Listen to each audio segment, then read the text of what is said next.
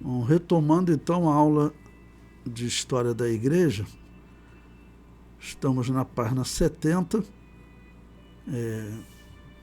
Vamos agora ao ano 471 da Era Cristã, falar sobre o poder político-religioso de Constantinopla.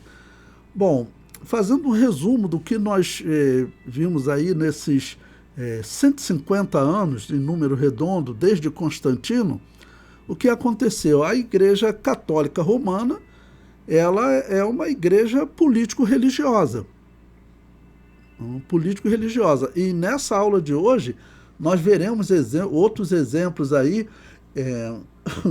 de casos assim que o imperador coloca como patriarca de Alexandria, por exemplo, um homem que era um militar, um homem que não tinha nada a ver com religião, só para ele chegar lá e dar as ordens. E o homem, como militar, ele era violento, então um bispo violento que matava pessoas que não concordavam com a doutrina, ok? Mas é um claro exemplo de uma política religiosa, um grupo político religioso. Tá bom? Bom, então eu coloco aí um texto de um historiador católico, Daniel Rubens, que ele comenta o seguinte: no Concílio Ecumênico de 381, celebrado na mesma capital e que consagrou a vitória da ortodoxia nicense, lembre-se, ortodoxia nicense significa aqueles que concordaram com o Concílio de Niceia. A doutrina essencial do Concílio de Niceia é a morte de Deus na cruz. Era isso que Ário e Alexandre estavam debatendo. Se o Deus que morreu na cruz foi o Deus maior, um Deus eterno, ou um Deus que foi gerado. Ário defendia que era um Deus gerado. Tá bom? Mas, a princípio era isso. Mas, claro, que eles não falavam diretamente na morte de Deus. Eles só defendiam se Jesus Cristo, que morreu na cruz, era Deus eterno, ou se ele era um Deus menor. E aí você pensa só em Jesus e não pensa que eles estavam dizendo que, na verdade, Deus morreu na cruz. Nas entrelinhas. Então, essa era a ortodoxia nicense. Proclamou-se o primado do bispo de Constantinopla, logo a seguir ao bispo de Roma.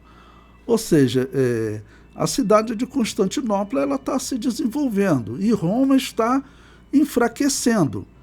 Roma está tão fraca que ela já foi atacada pelos bárbaros 2 vezes.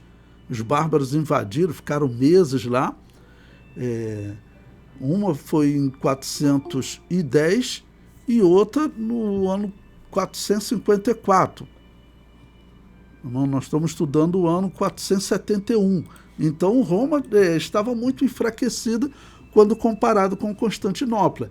E é claro que nesse caso, né, a cidade mais rica, acaba que as igrejas se destacavam mais, construíam mais e mais templos para as pessoas. Então Constantinopla estava reivindicando que, tudo bem, Roma é a primeira, mas então tem que ter uma segunda, e aí vai estabelecer que Constantinopla, então, é a segunda. Roma não podia deixar de ser a primeira, porque tem aquela história que Pedro teria fundado a igreja, o que nós sabemos que isso na história não existe, né?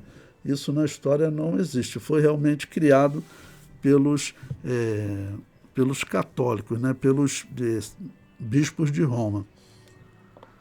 Então, a seguir ao do bispo de Roma, já que essa cidade era a Nova Roma. Este primado de honra conduziu bem cedo a uma autoridade também administrativa sobre as regiões eclesiásticas vizinhas. Ou seja, o Império Romano ele era dividido. O Império Romano ele era dividido. Agora, como o Império Romano do Ocidente e do Oriente. Tinha essas duas grandes divisões. E com o do Oriente estava com sede em Constantinopla. E o do Ocidente com sede em Roma. Okay? E o de Roma, como eu tenho dito, está muito enfraquecido. Pois bem, mas toda a região que o Império do Oriente dominava, toda aquela região começa a sofrer influência dessa igreja de Constantinopla. tá ok? E essa igreja, como nós vimos na história, ela teve diversas mudanças, teve um momento que ela se tornou ariana, tá ok? Teve um momento que o imperador era pagão, então ela foi tendo diversas mudanças. Bom, mas aquelas regiões, elas foram dominadas e influenciadas pelo bispo de Constantinopla. Não? Ele prossegue. No século V, lembrando que século V é do ano 401 ao ano 500, que é o período que nós estamos estudando. No século V, Bizâncio é um outro nome de Constantinopla, tá bom? Bizâncio é a sede de uma igreja do Estado, intimamente ligado às vicissitudes da política religiosa do Império. O seu bispo empenha-se em alargar o seu campo de ação, em consequência, sem o querer expressamente, pelo menos a princípio, e até sem o perceber. O bispo de Constantinopla irá derivando insensivelmente da posição de chefe de uma circunscrição da Igreja Universal para de cabeça de uma Igreja Nacional grega, enquanto os papas, que tinham consciência do perigo, reivindicavam frequentes vezes os seus direitos, afirmando com majestade o seu primado, a sua autoridade dogmática e disciplinar, intervindo tanto quanto lhes era possível, de acordo com as suas prerrogativas. Bom, eu peguei esse texto aqui desse historiador para vocês verem como o próprio historiador católico, ele diz que a liderança católica, ela era toda ligada à política. Por isso que eu digo, o catolicismo romano era um movimento político. Constantino, ele, quando ele aparentemente, né, se converteu, na verdade ele fez o quê? Ele organizou uma igreja para o Estado, uma igreja política. Foi isso que ele fez. Seria como se um presidente do Brasil falasse: eu vou organizar uma igreja para mim, ou um governador do Estado, né, eu vou organizar uma igreja para mim, eu vou fundar uma igreja. E começa a colocar dinheiro nessa igreja, grande riqueza, e essa igreja assume um poder religioso, e também esse historiador está dizendo, e também um poder político.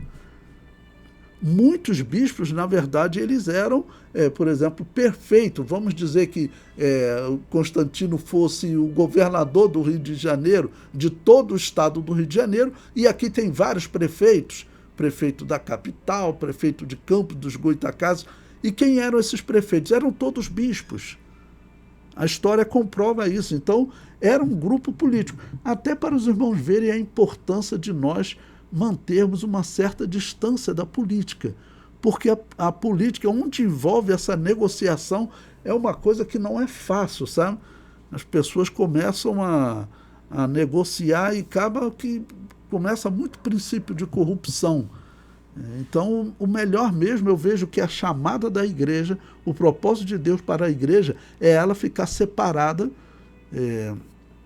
do sistema político. A chamada para Israel já é diferente. Israel vai ser um Estado teocrático, né? Um Estado onde tem uma lei, onde as pessoas têm liberdade para manter as suas religiões, tá ok? Mas é um grupo político, né? Tem leis, é um Estado civil. Já a igreja não, a igreja ela é um grupo religioso dentro das nações. Então o propósito de Deus com a igreja, com Israel, é diferente. E o que nós vemos aqui no catolicismo é o quê? Eram, na verdade, políticos. Tem caso de general que ele vai se tornar uma autoridade religiosa. Assim, ele sempre viveu na guerra, não tinha nada com religião, com o estudo da Bíblia, mas era totalmente política a decisão. Exatamente nesse período que nós estamos vivendo, estudando, né? Bom, o comentário prossegue. O imperador controlava as igrejas católicas sem constrangimento. Era ele quem convocava os concílios doutrinários. Nós vimos, né? O concílio de Calcedônia ocorreu há 16 anos. Okay? Ele foi convocado por quem? Pelo imperador. Era o césaropapismo.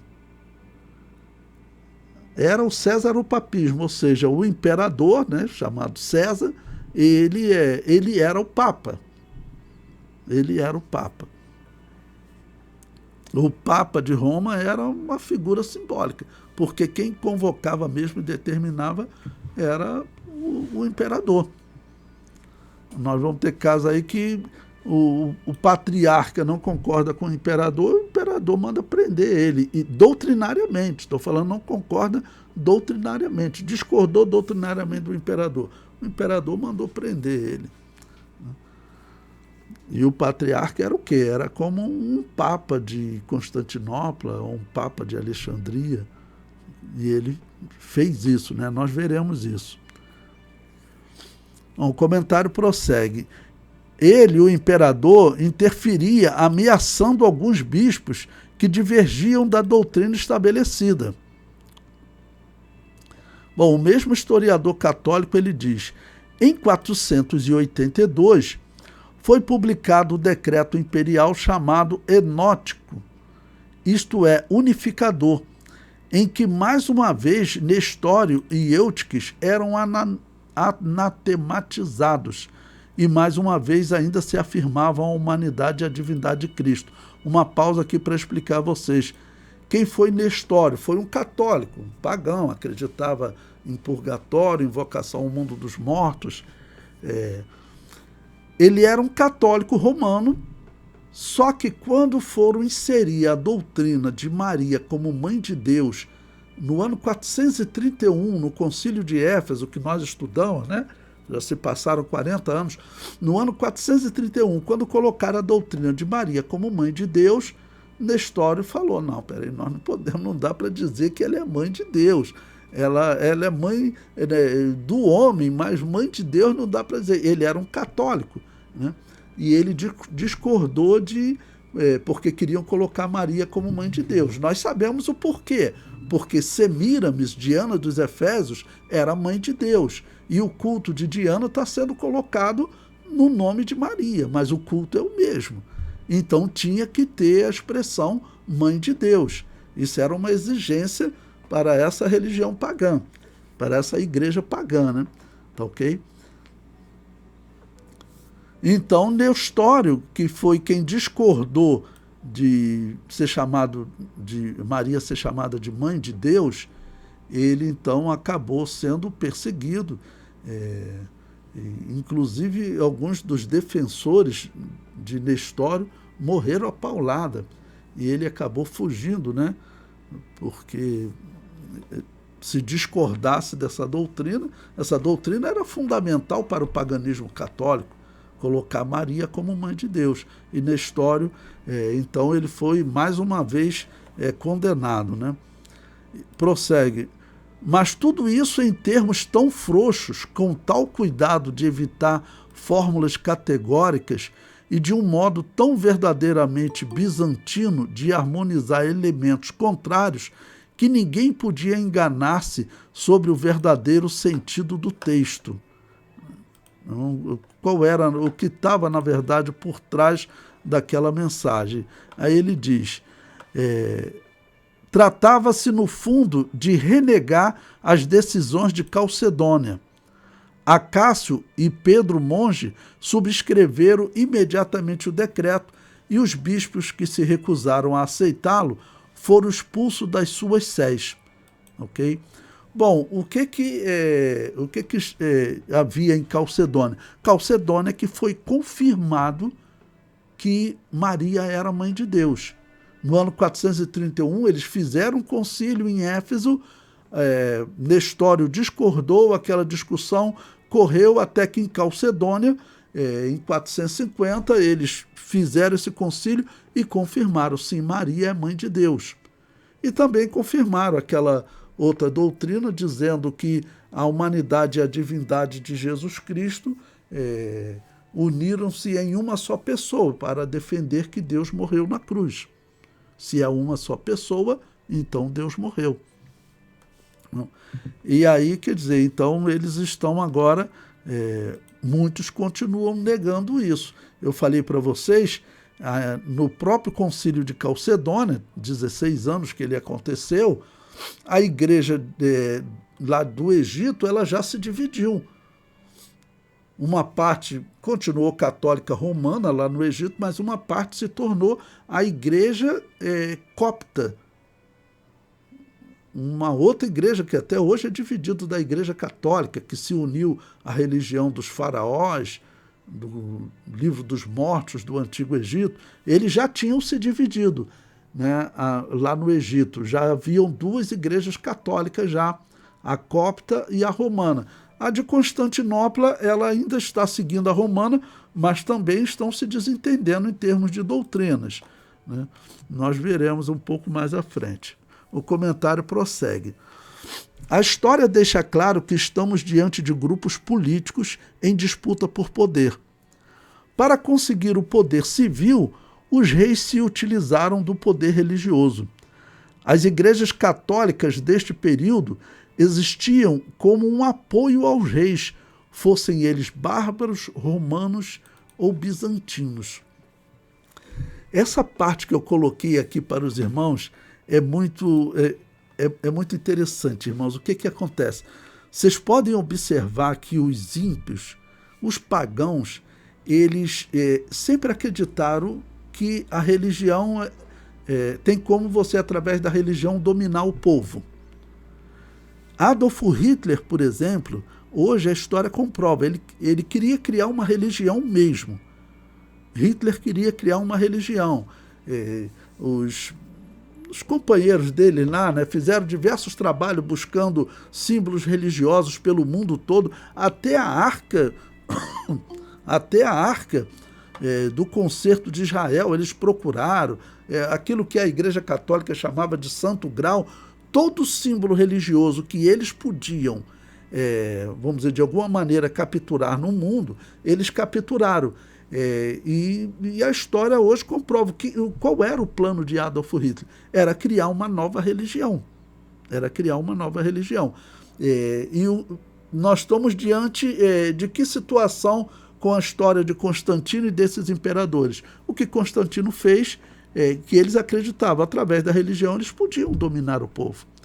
Então ele viu que esse povo, que eram os cristãos, que vinham lutando no Império Romano, vamos considerar do ano 89, quando começou a perseguição de Domiciano, ano 89. Bom, Constantino, ali próximo do ano 300, 313, ele se converte. Então você tem aí, vamos botar em número redondo, 200, 230 anos. Okay? Nesse período que a igreja sofreu perseguição, na verdade, Constantino, ele viu o quê? Ele viu, poxa, essa religião aí, ela tem alguma força especial que até essas outras religiões aqui não tem, ninguém entrega a vida por essa religião, e é fato, né? Teve apologistas, nós estudamos, que eles escreveram, como Tertuliano, ao imperador, exatamente falando, olha, nós cristãos, nós vamos para o lugar de morte pregando o evangelho, citando, vamos dizer, a igreja como pessoas que resistem até a morte, mas que não abrem mão dessa religião. Isso era impactante para as pessoas, e certamente impactou Constantino. Então ele saiu com essa de juntar o cristianismo também, fazer do cristianismo mais uma religião do império, né? Foi isso que aconteceu, né?